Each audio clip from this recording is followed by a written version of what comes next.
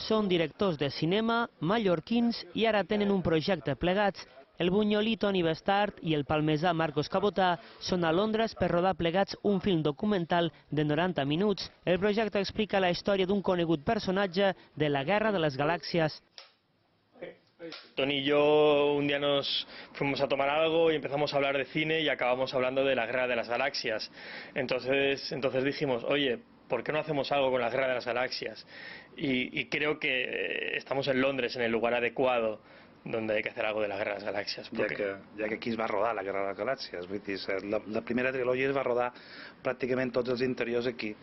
I sí que parlam d'un personatge concret d'aquesta saga, per això té la vocació internacional i la vocació de que pot arribar a qualsevol lloc del món.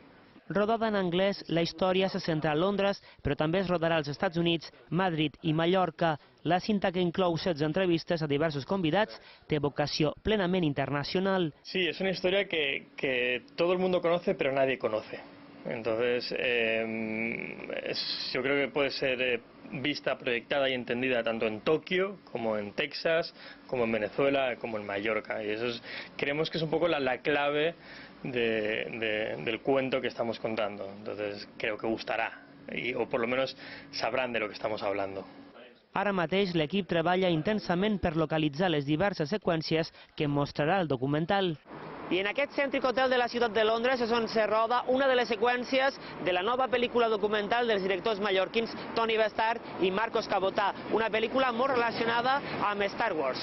Està previst que el projecte s'acabi de rodar aquest estiu i que es pugui estrenar a les sales a finals d'any.